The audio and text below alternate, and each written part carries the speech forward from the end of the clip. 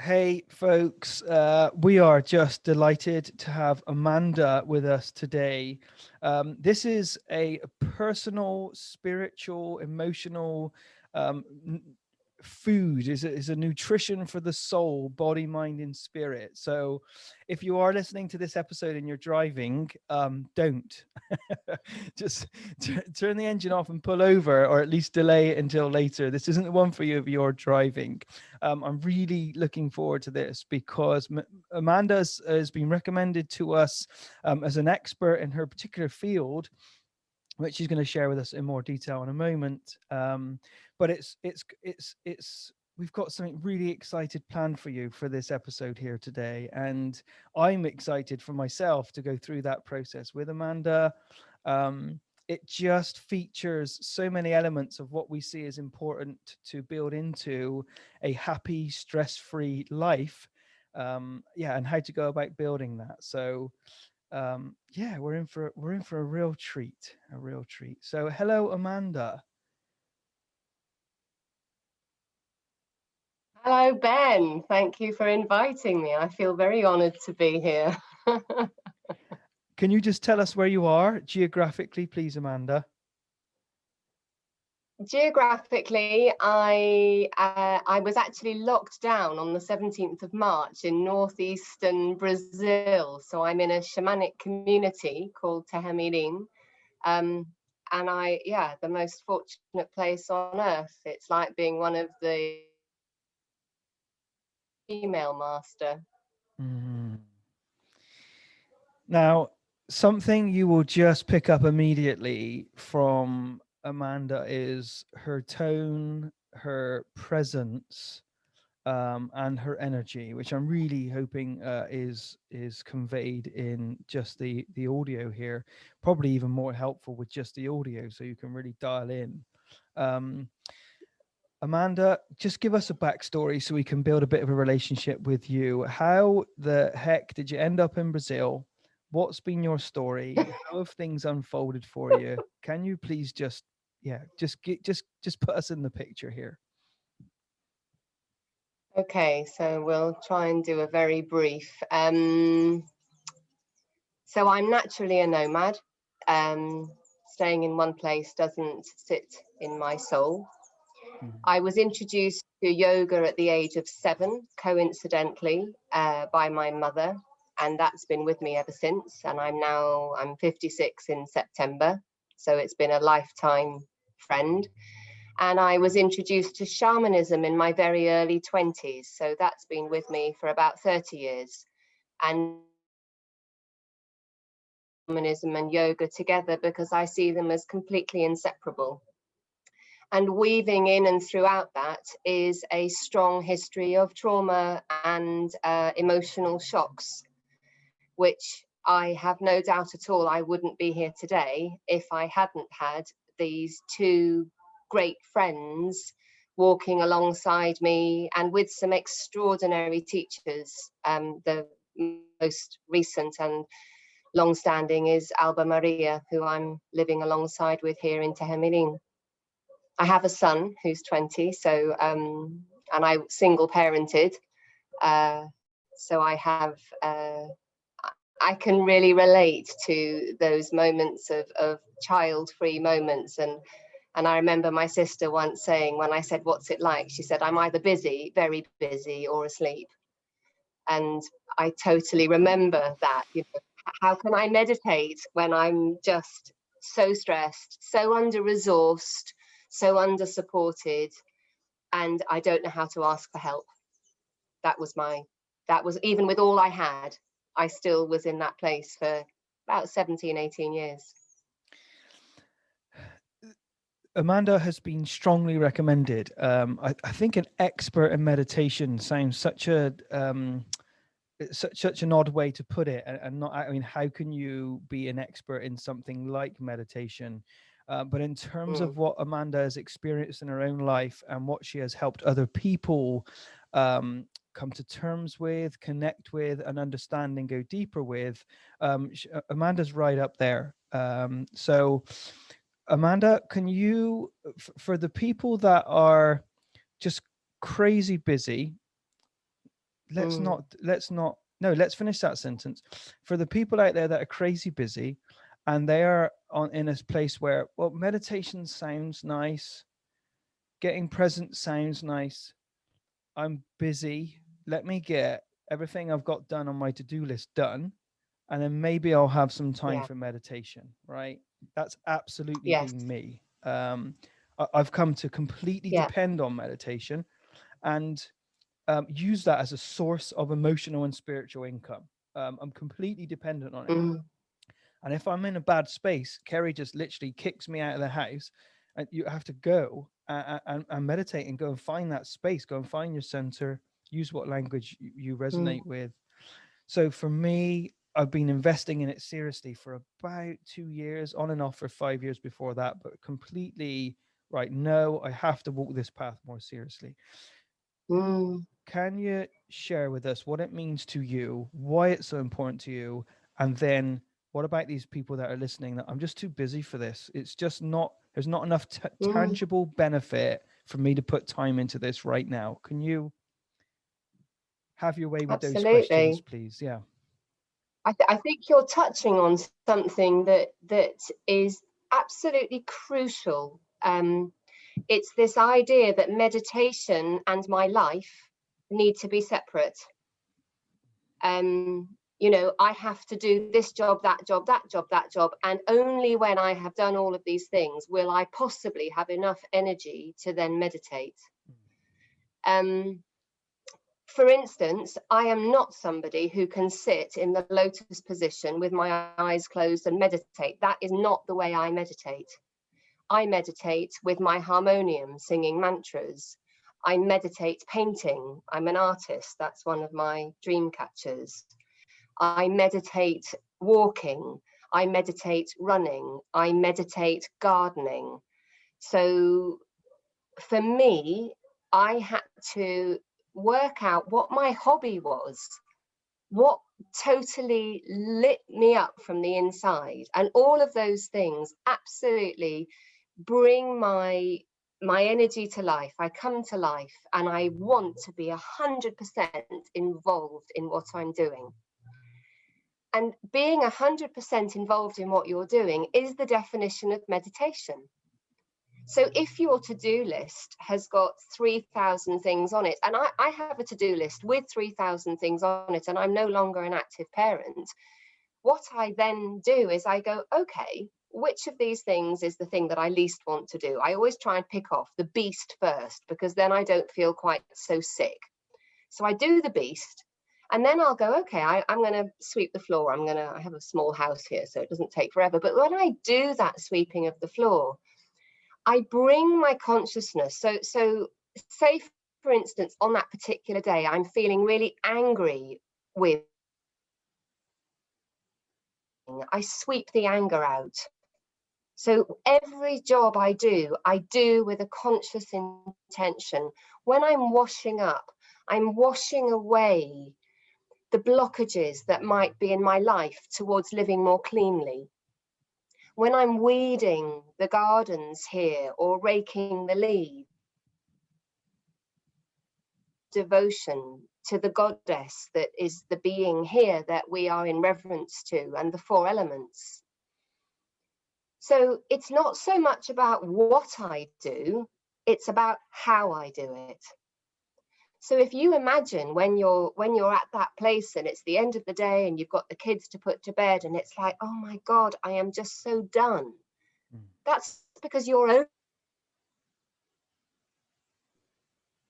So how would it be in that moment to imagine that these little beings in front of you are just your children, the child that lives inside you, the part in you that needs nourishing, the part in you that's feeling under-resourced. And when you deal with your children, you're not actually giving anything away, you're receiving, because you're caring for your children, and at the same time you're bringing your own child to that moment, and then that moment becomes a meditation. Does that make sense? It makes complete sense because I've got personal experience with exactly what you're talking about. Amanda, you had prepared a bit of a landing piece for us, for all the, particularly the men out there that are going, give me a damn to-do list, and I'll be able to do this thing, right? Tell me the head stuff.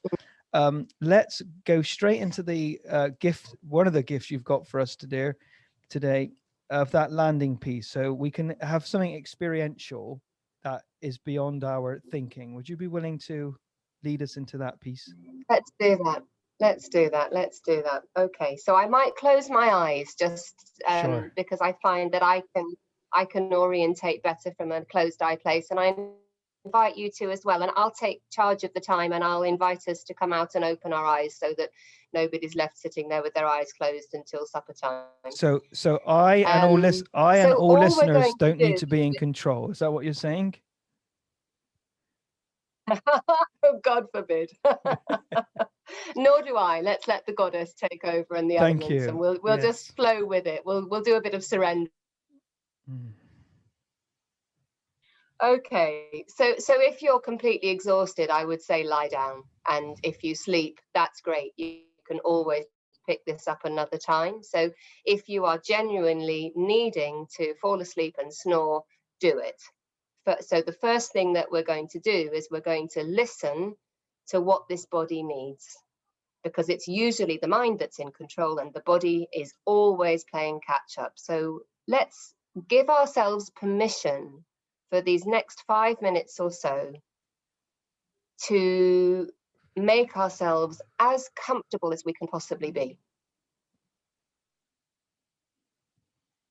You might want to get a sense of, you know, do I want to have my bare feet on the floor? Do I want to be in shoes and socks?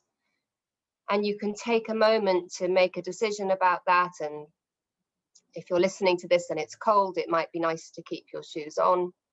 You might want to pop them off and put a blanket over your feet. These little touches so that we're telling the body, I'm here and I'm listening.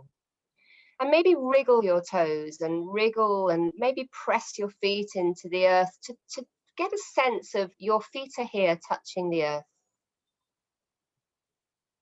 This earth, this pulsating, living mother that gives us absolutely every single thing we have. Everything that we are using in this moment to be together comes from her.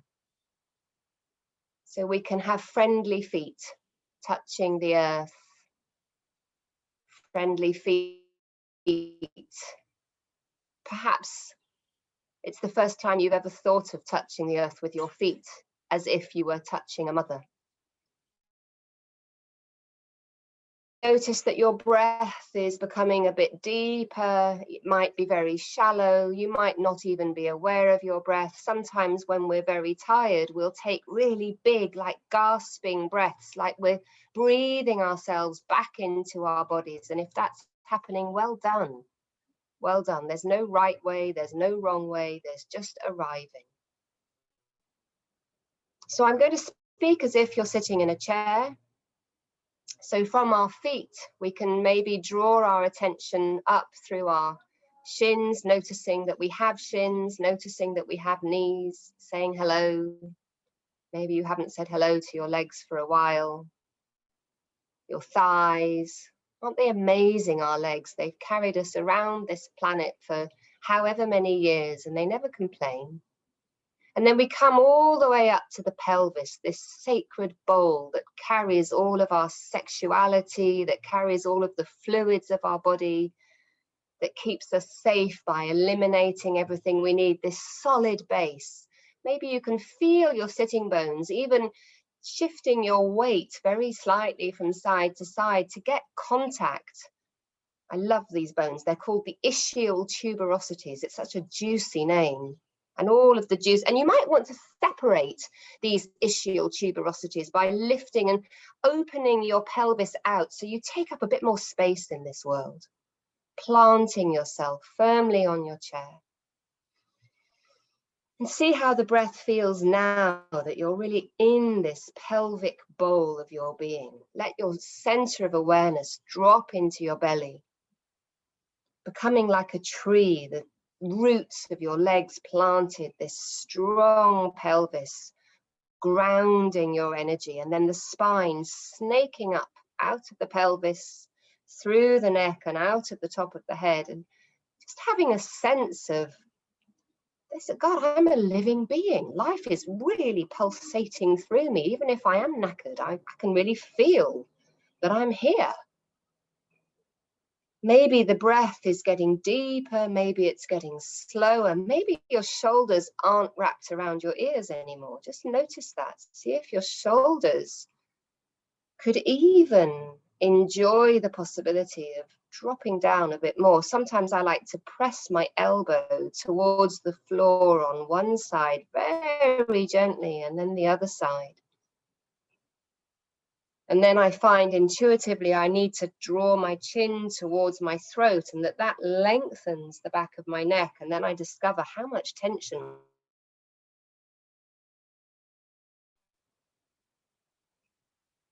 Breath coming and going.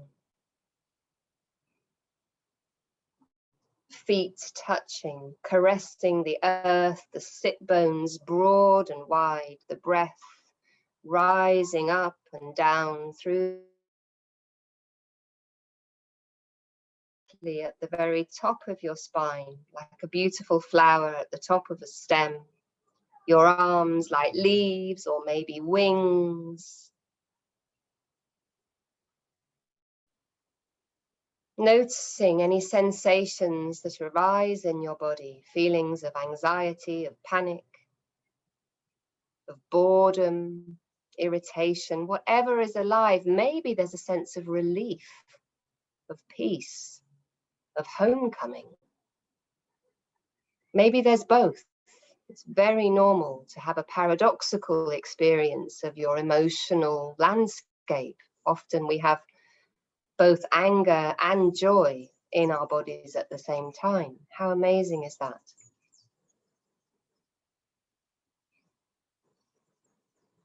And as we begin to come towards the end of this arriving process, take a moment perhaps to thank this body that breathes for you about 21,000 times a day.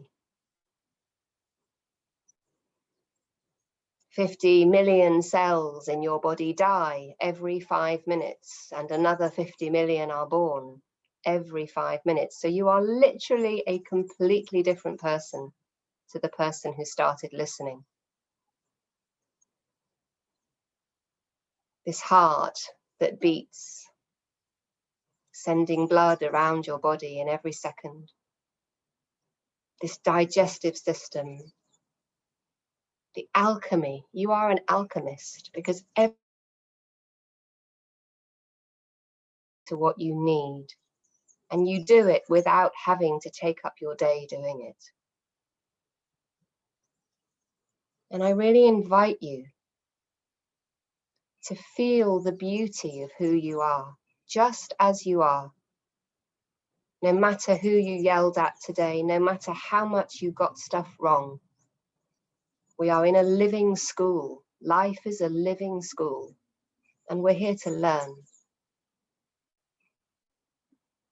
Think of all the amazing things you've learned just today, and how many todays you've already experienced, and how many more you might have.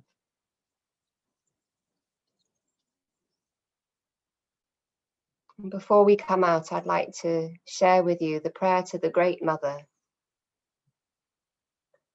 just to close this moment off. Our Mother, who's in the sky, the earth, and everywhere, blessed be your beauty and your abundance. Bring to our hearts the key that opens the portal of love. May each one of us respect the paths of all beings, and the exercise of forgiveness be part of our existence. May we welcome to our table those that wish to share with us the sacred food. Our Mother, who's in the sky, the earth, and everywhere, may the highest purpose guide our steps, and the beat of our hearts unite with the heartbeat of the earth, that we may pulsate as a single rhythm. May the stars guide us through the dark nights and the sun shine brightly on our bodies. Hey, Great Spirit. Hey, Great Mother. Hey, Shama.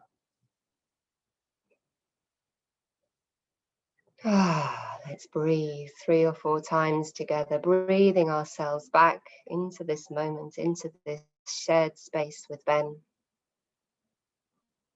Maybe starting to have a wriggle of your toes and fingers, enjoying a stretch perhaps. Having a twist.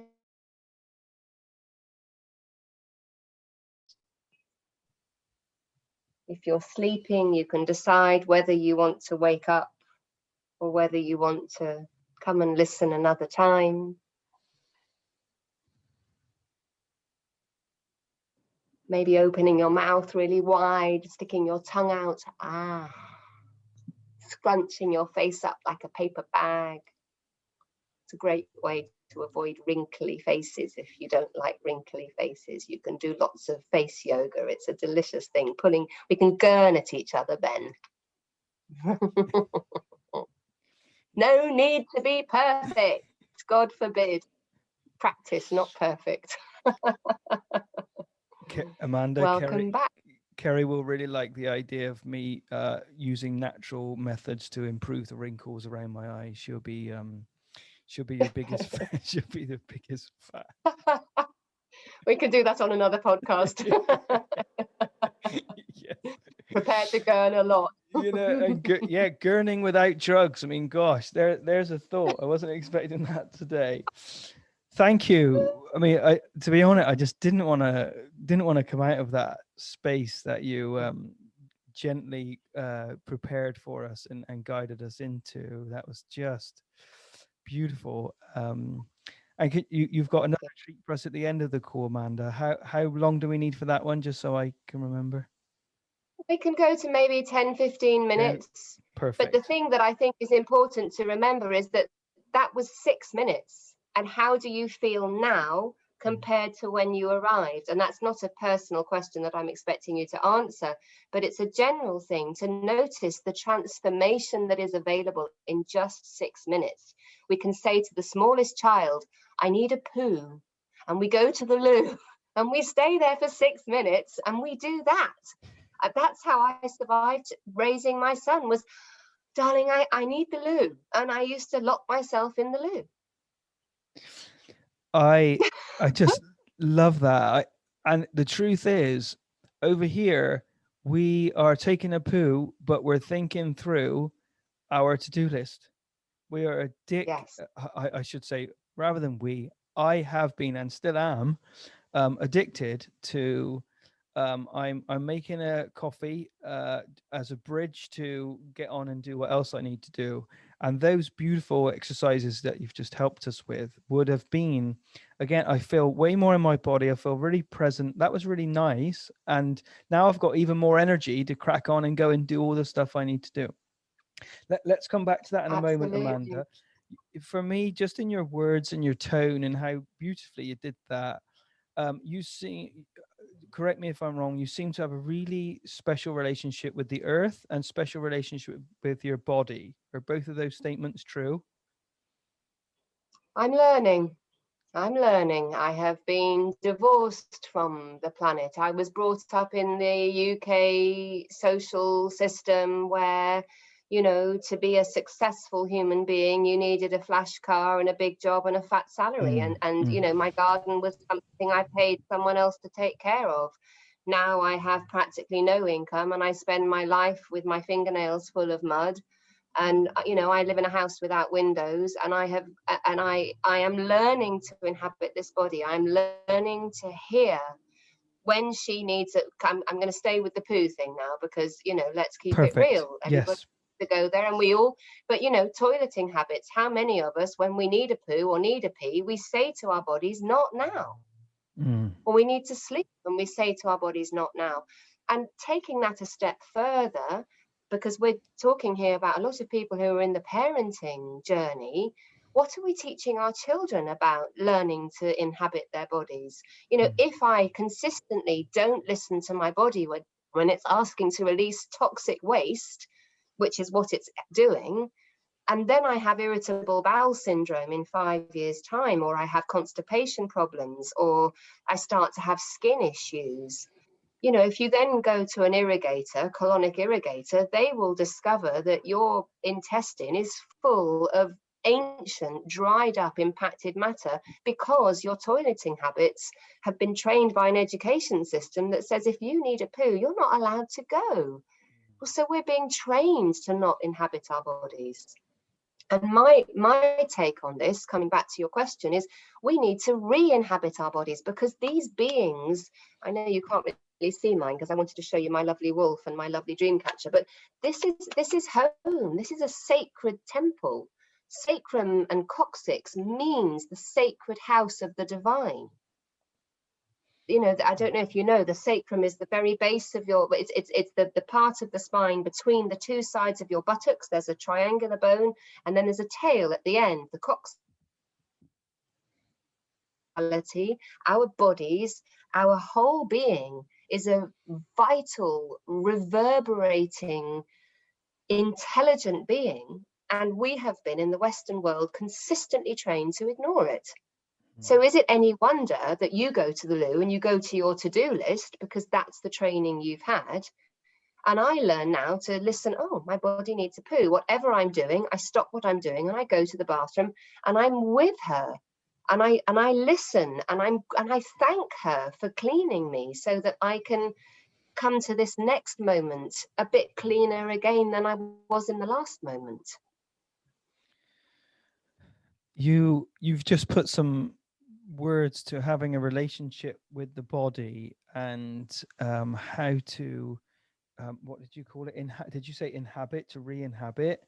Almost like the conditioning we experienced caused an uninhabitation, caused a leaving of the body. Almost there was almost a separation from 100%. our consciousness away from um, the body. I'm just sort of pondering your words, and whilst I'm pondering your relationship with the earth, Amanda, it sounds to me like you have a real appreciation with the earth. Has that always been the same way? Has that changed? I've always needed the earth. So I went through quite a few years with undiagnosed chronic depression, and I learned there was nothing there to help me navigate it. I had a counsellor that there were three things that I needed to do. I hate it when I say three things, because I probably will only remember two, so I'll just say that. But the number one thing for me was that every morning when I woke up, before my mind reminded me that I was depressed, I had to put on my walking boots and I needed to go out into nature. So thing one was that. Thing two was I needed to cut out all sugar and all carbohydrates, especially cooked ones. And thing three, I think, was something along the lines of singing or doing one of my practices that it was terrifying for me. When I'm in depression, I know the world hates me, and I can't. Aspects of depression is that we don't tell anybody. So from a very, very young age, I learned that the emotions that happen in my body. I'm a water element person, so I process the world emotionally first. People who are air element people, the world arrives here. People who are fire element people, the world is like, don't you dare, and they start with a fight. People who are earth element are people who will go, right, let's sort that one out, let's fix this, we've got this. But I'm water, so I receive the world emotionally. So inside my body, the emotional storm can be absolutely alarming. Mm-hmm. And in those moments, I have come to learn that the only being who is big enough to hold my emotional trauma is Pachamama. It's the earth. I can tell her anything then. I can tell her about what's happening in my life. I can tell her that I just cannot believe that I couldn't be a worse mother if I tried. I can confess my sins, to use biblical church language, and she has never judged me. Mm. Juice of fruit for you this year, you bitch. You know, she just says, darling, lie down on me and cry. And that's what I do. I curl up on her day, night. I sleep out there sometimes, and I just talk to her. And at the end of it, I usually cry. Sometimes I shout. Sometimes I need to get dirt in my nails. But I let myself be her child. I let myself be humble and say, help me, because I don't have a clue here. I'm absolutely in your hands. Mm. And I know that a couple of, we work with ayahuasca a lot here in this particular community, as a sacred medicine. And I know a couple of rituals ago, I've been doing some work with my son through the evening, just cleaning some places where I wasn't feeling good about how I'd behaved. And I was in this place of confusion with the virus, and am I going to ever live back in England? Da, da, da, da, da. And in one moment, she just showed me lying star-shaped on her, and the sense of, I don't need anything else. The only thing I need is my Earth Mother, and she's got me. But that, you know, people who are who need her will know. You'll know if you're somebody who can't be healthy without walking. You know, in which case that's your meditation. Coming back to our theme, you know, that is your meditation. If you're a musician, and you know, when you're at your worst, the thing you need to do is sit at the piano and play and play and play. That's your meditation. That's what saves. It's the word coming up for me here, Amanda, is trust. Um, Oh and God. and that isn't something that people do easily. What we actually do trust is, if I'm in control, then I can trust something. So boy, how I am learning about how I fight control, or fight trust, really, for the need to be in control. And during the landing piece, when you described anger and joy being held at the same time, it just struck me how I seek to have such a specific um, landscape of one or the other. You know, I'm such an Mm. advocate for um, an and rather than an or in life, and it's something I talk about all the time. And yet, when you struck with that, I felt, yeah, you know, that's how you're wanting to control it. You don't want to be angry and feeling joy. How you want to be is angry or joyful, you know, Yeah. um, and we like it all nice and orderly. So you've developed a faith in Mother Earth, that, you know, it's just gonna sound just different to people listening in. You know, it's gonna sound. No, I think, sorry, I'm cutting in on you there, but I'm feeling a really strong need to speak about emotional maturity. Mm, So, you know, just because we're in adult bodies does not mean that we are emotionally mature beings. In so fact, true. if you look at the culture of the UK, we have a country that is run by emotionally divorced people. They have no connection to their emotional landscape. The majority of the leaders that I see globally are emotionally infantile, actually, and are parasitic beings when we talk about harmony with nature. But you can't make somebody mature emotionally unless they feel emotionally safe. So, you know, we can't blame these people, because if you think of somebody who's had a very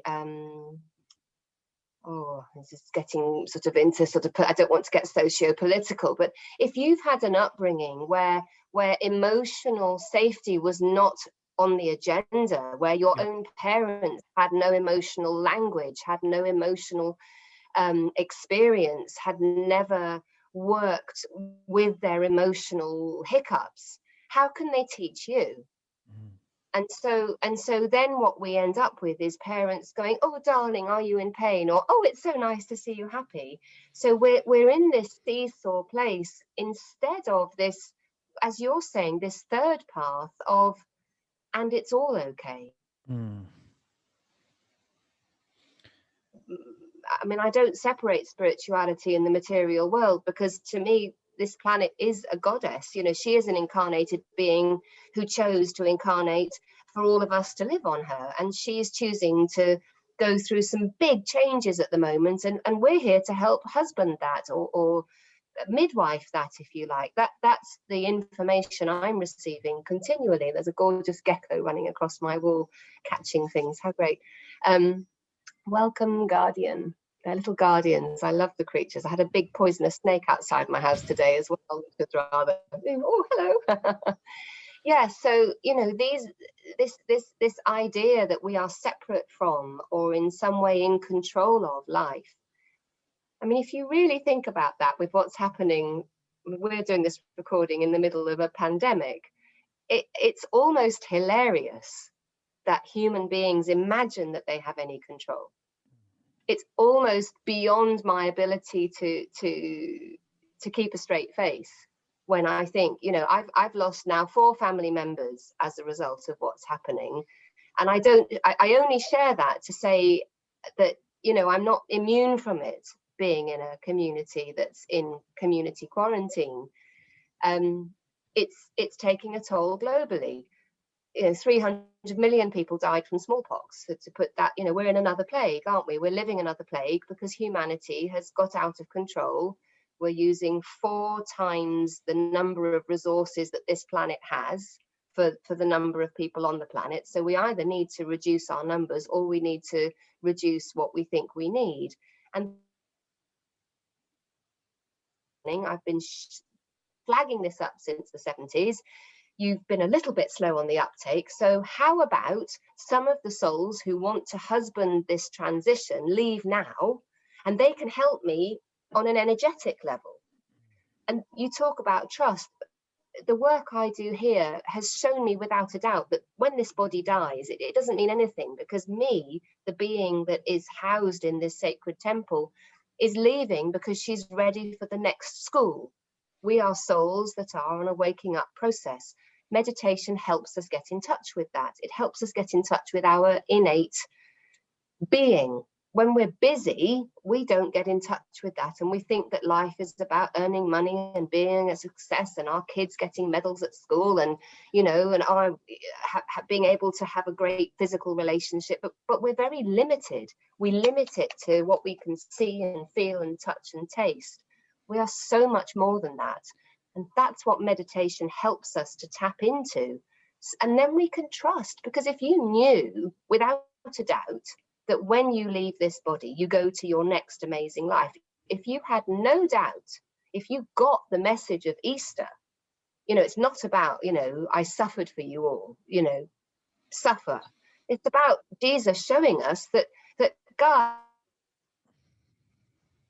I'm in my next body, wake up, do the work, and then when you die, we'll just meet on the next job, and then we do the next job and the next job. It's just like a caterpillar. Nature teaches us this every day. You know, the seeds fall, the tree dies, we make things out of it, the cycle of life.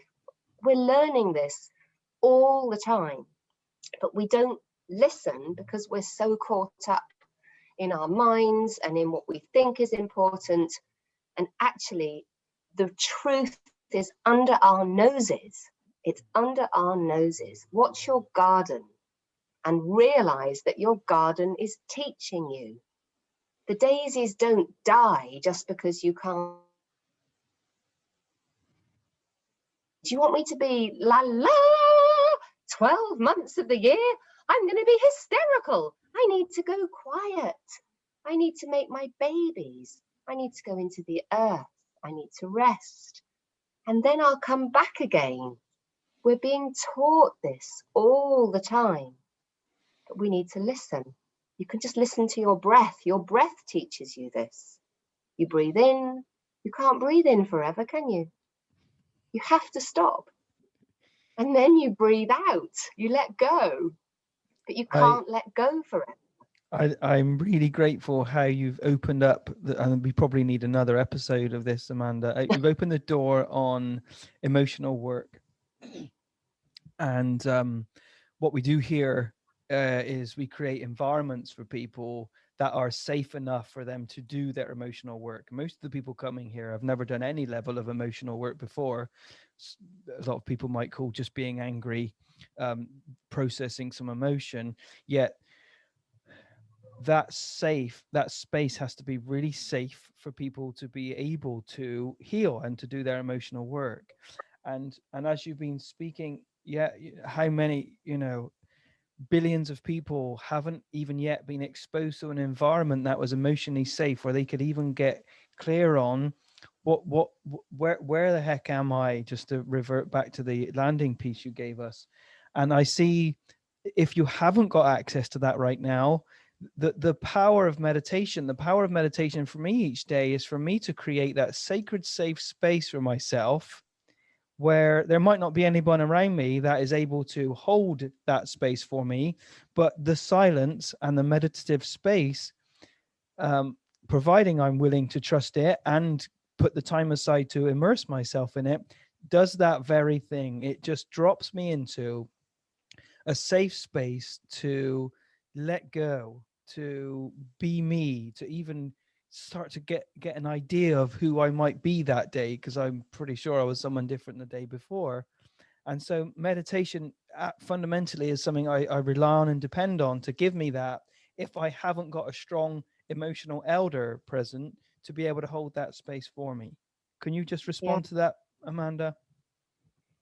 Well, emotional maturity is when we are broad enough, we've done enough work on ourselves to be able to hold our own emotional storms, isn't it? And until that moment comes, function without a teacher. That's why I'm here, because I know that I am such a cunning seductress to my own well-being. I will use sexual energy on myself to seduce. I could just eat something, I could just go and, I don't know, have a massage, and when I actually need to do something. So we all manipulate ourselves with our own unchanneled sexual energy, don't we? And Yes. so we need a teacher to break us out of that the serpent that eats its own tail. And Mm. it's a very ancient image. So most human beings, when they don't have emotional either wisdom or a breadth of vision to their own behaviors, will be in this cycle. So we start the day with a coffee, maybe with a cigarette, and maybe we end it with a glass of wine or a spliff, but we are in an addictive cycle to function. And these addictions are our way of trying to behave like an emotionally mature adult, when on the inside we are a pile of mashed potato that is completely without borders, without structure, without discipline. And none of that is said judgmentally, because if you haven't been taught that, and if you haven't had somebody holding that space for you, how can you expect yourself to know how to do that? Which doesn't mean, great, I've got the thumbs up to behave like a complete idiot. No, it means start now. Because if you can take on board that in your next life, where you get to in this life is where you'll get, where the train stops is where you start. I really want to be in a life. I want to make as much progress in this life, so that in my next life I can serve in an even more amazing way. I feel that drive inside me. So this process of emotional maturing, it's a dance, and it's a daily dance. Just 5 minutes meditation, or what could I do with my wife, my husband, my children today that embeds a sense of community? Children about the cycle of life. How could we, what can we do that gives back to the earth? Could we create some compost? Could we say some prayers together to the 4 elements that my body is?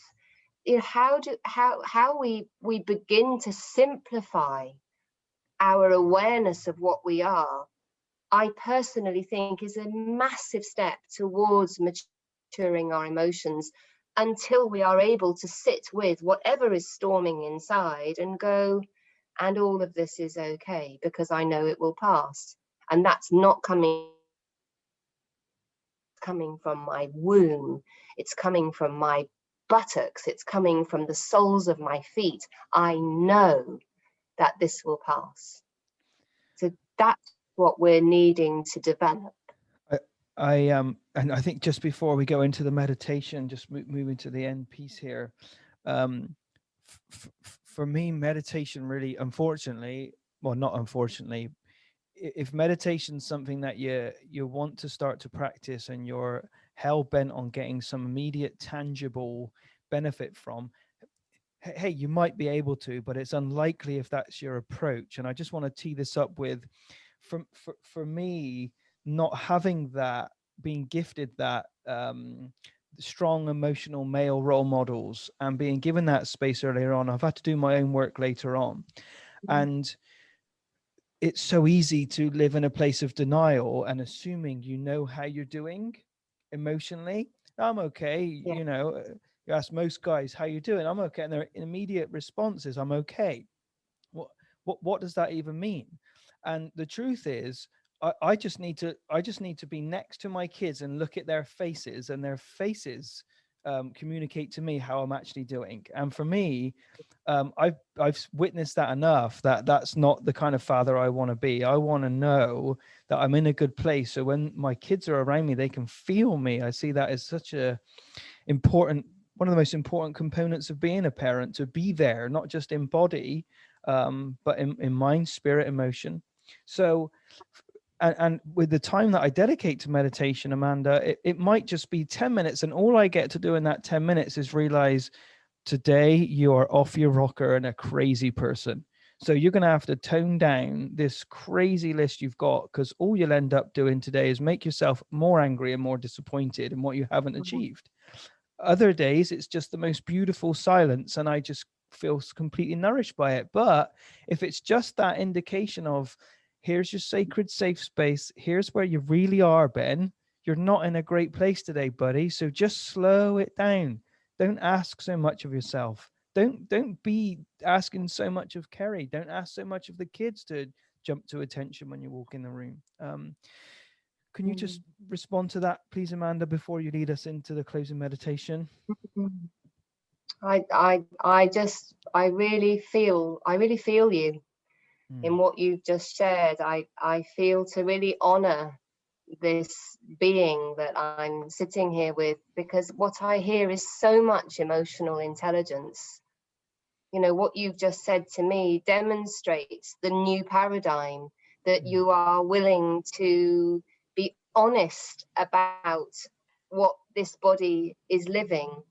And that in itself is emotional intelligence, and emotional intelligence is the path to emotional maturity. And you, as a man living in a world that the male role model is absolutely not that, I mean, it makes you a radical, what's the word I'm looking for? Protagonist for all that is good in the sacred male. And I absolutely honor and bow at the feet of this new generation of masculine tenderness, of being so willing to be seen, that the women can feel safe. Because when a man speaks from this place, I know I'm safe. When a man speaks to me from the place of everything's fine and it's all good and I've got it sorted, and I can see the tension in his jaw and I can see his shoulders are up here, I can't feel me, because I can't drop into me, because he's not willing to be a container.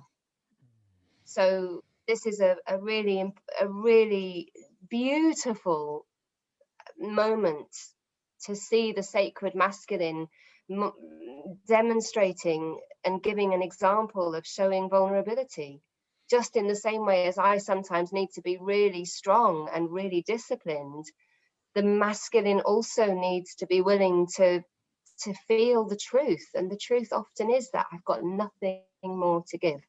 Nothing. In which case, guys, it's a pajama day and popcorn and movies. Yeah, You know, I still work out a fair bit, and I'm still living under this illusion that Kerry is turned on by this super muscular, ripped guy, which I'm not, by the way. But what she finds more sexy than anything is the emotional honesty and a yeah. willingness to be vulnerable about where I am, which I'm not always at the drop of a hat ready to do. There might be a level of emotional work to be done that day. But when I open that door, and men talk to me about sex and wanting more sex all the time, it's on the more sex, more money. Men are hoping they're going to be more happy if they get more of both. But I tend to start helping people when they. We talk about those as the three heavy metals: sex, money, power. Yeah. They are what, and actually it's a really important thing to recognize, is that those three shadow principles are what our governments play us with the whole time. So if you're not doing this work on cleaning your own power, be aware that you are completely manipulable.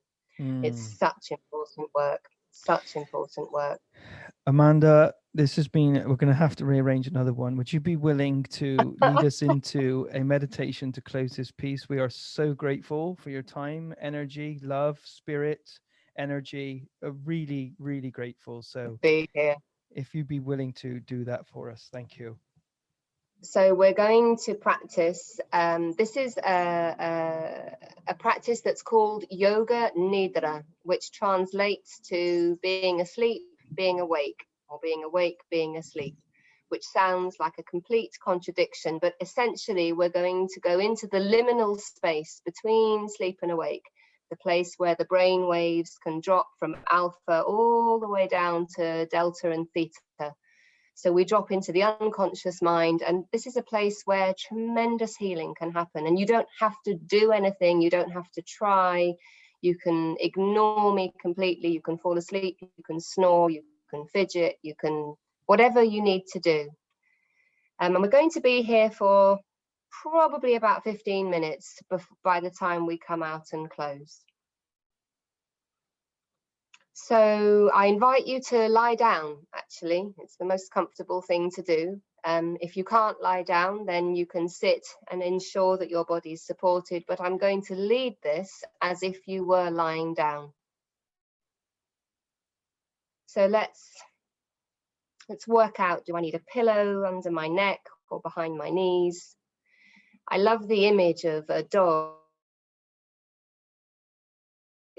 before they settle down to sleep. So I invite you to circle around in your basket a few times, just feeling, how can I make this body 1% more comfortable? How can I really honor this body 1% more? Knowing that you can fidget, knowing that you can change, you can alter throughout the practice. There are no rules. Knowing that you don't have to perform. This is a gift that is coming to you from me, and you are just invited, if you feel you want to receive it. So here we are, the earth holding us from beneath, feeling this cradling, this sense of being held. Gravity has got you, the earth has got you, and you can trust her, because I promise you, when you open your eyes, she won't have moved you to somewhere else. You will arrive back in the same place where you are now. Everything will be the same. So for now, you could surrender a little bit more weight to the earth. That might mean softening your jaw, letting your lips part. It might mean lengthening the back of your neck very gently, or teasing your shoulders away from your ears. Perhaps pressing one heel away and then the other to draw your pelvis away from your spine, giving a little more breathing space to the back of your body.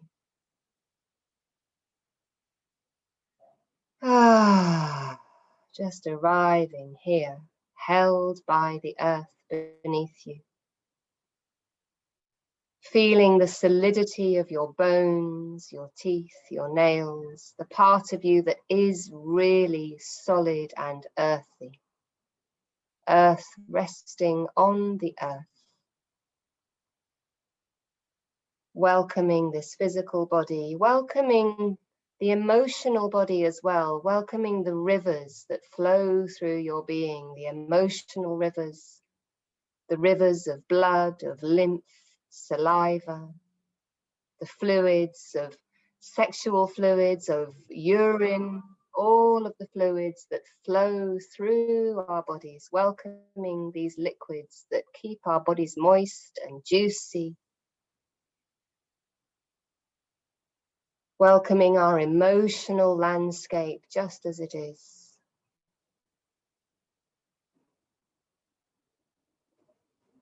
Welcoming the fire body, our digestive ability to burn and transform, our solar plexus, our sense of force, of willpower, our ability to make stuff happen, welcoming the fire within us, this transforming energy.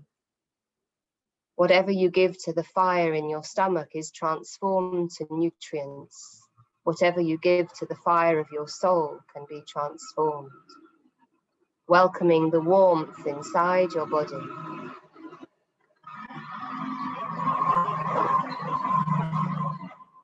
Welcoming the sounds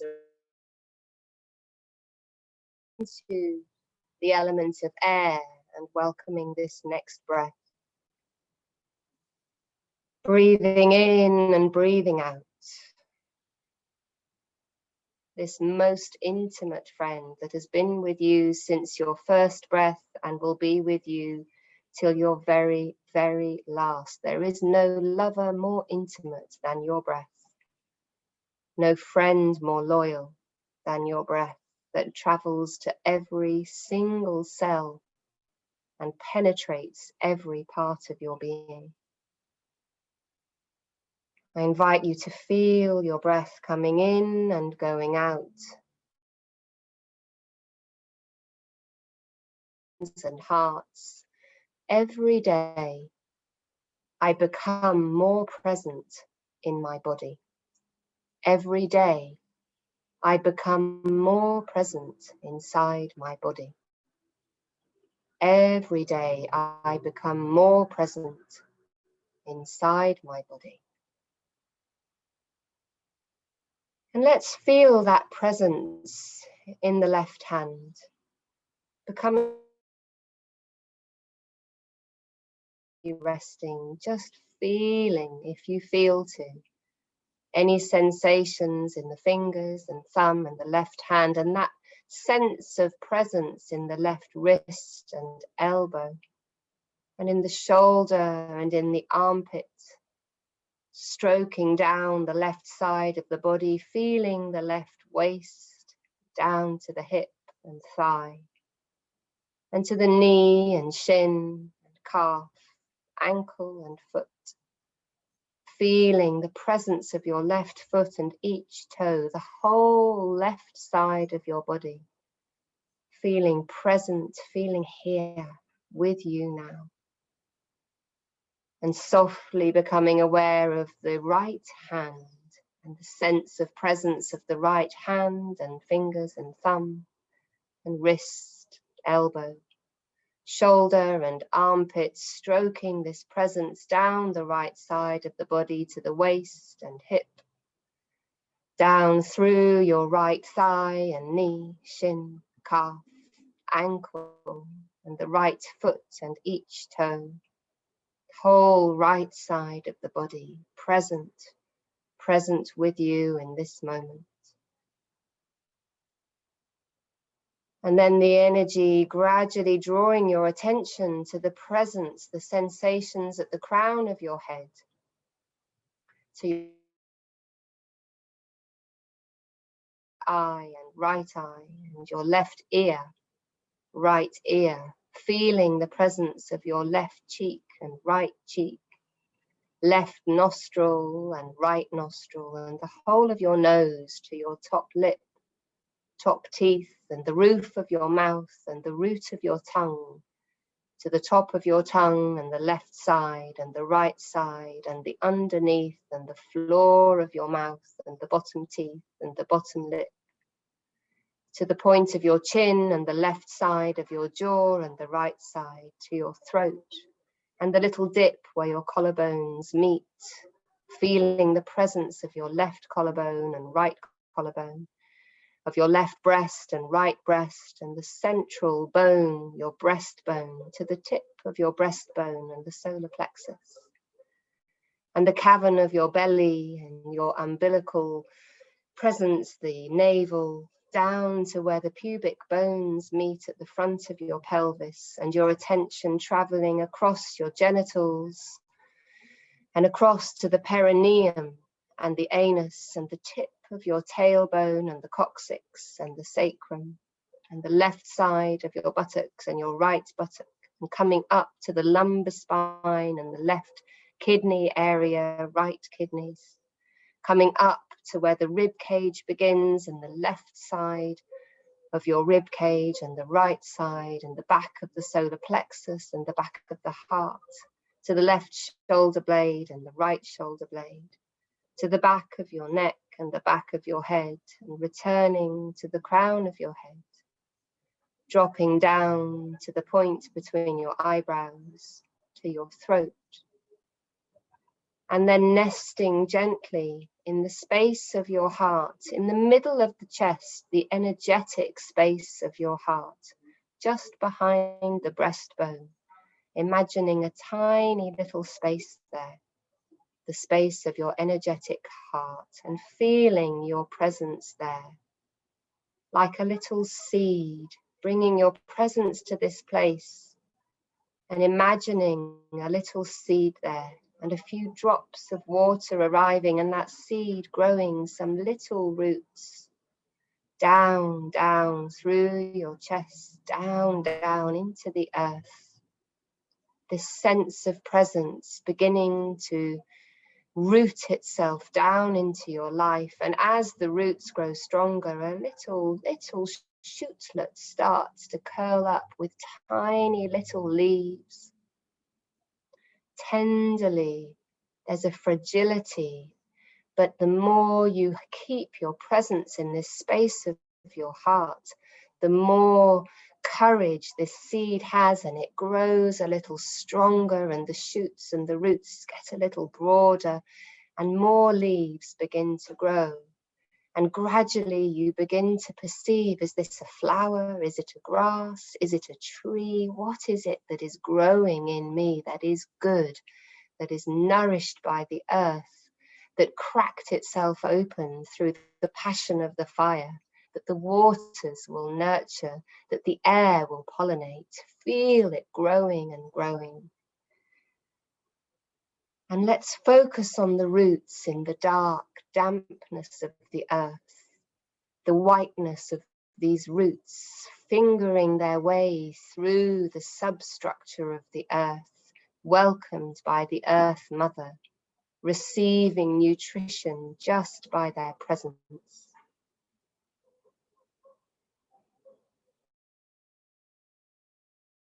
It is visible, the part above the earth. Maybe it's a trunk with branches and a big tree. Maybe it's a tender sapling. But feeling the photosynthesis, the sun kissing your leaves, perhaps flowers blooming, this part that is visible, that the world gets to see, showing your beauty to the world. And then returning down, down to the womb of the earth, to the mother, where we're nourished, where we don't need to look our best to be utterly and completely held, safe and protected. Drawing on this energy, and then once more bringing this energy up through our bodies and flowering, blooming, drawing the energy from the earth and from grandfather sun as we sprout and we flower and we flourish. And how would it be to be in these two places at the same time, both utterly held and nurtured and nourished and deep, deep in the dark, and at the same time fully seen, fully present out there in the world where others see us? Can we hold these two seemingly paradoxical places in one embrace? How would that be?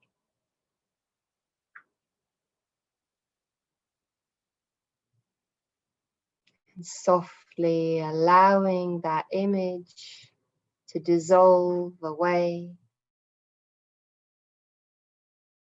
of our gentle focus every day, I become more present inside my body. Every day I become more present inside my body. Every day I become more present inside my body.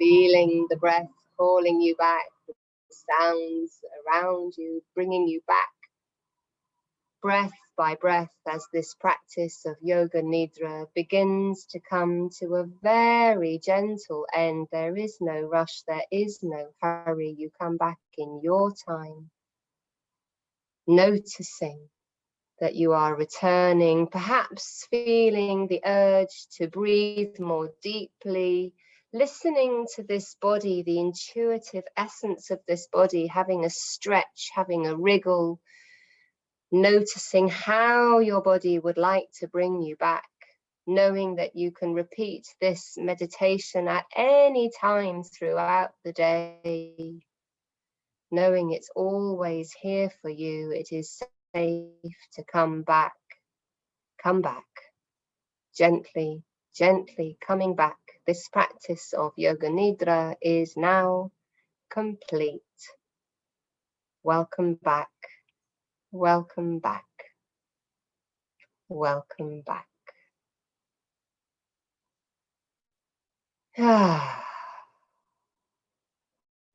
It's so healing just sharing this medicine.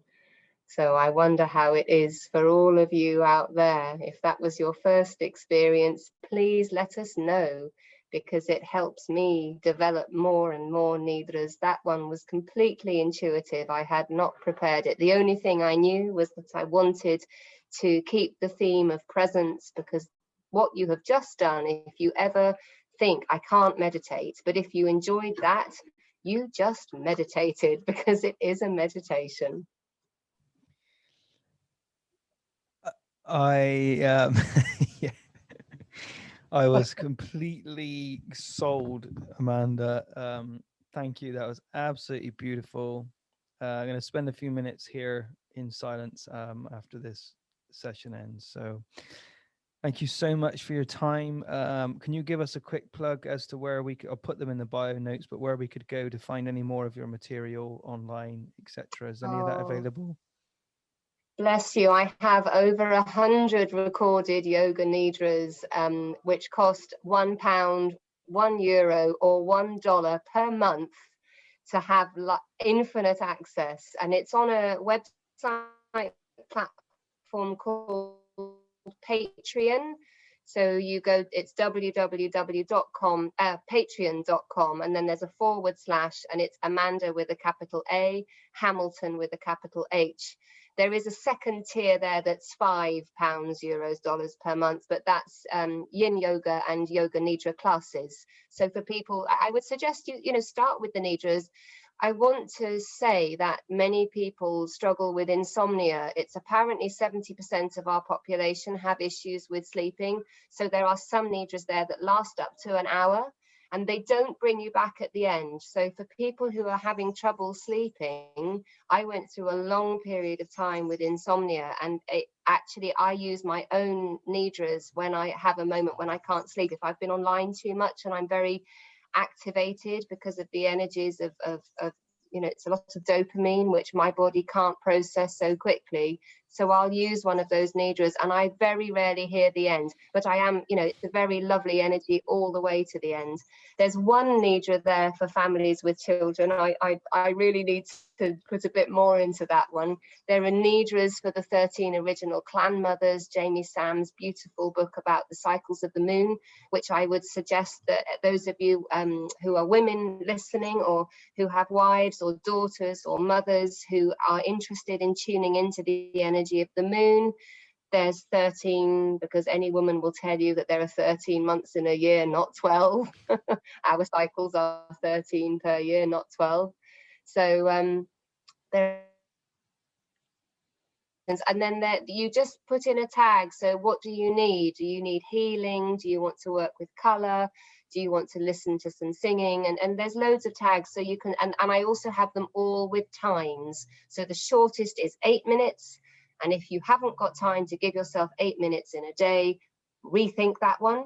And they go up to nearly an hour. It's a 24-hour day. Do you know that one? 8 hours sleep, 8 hours work, 8 hours for you.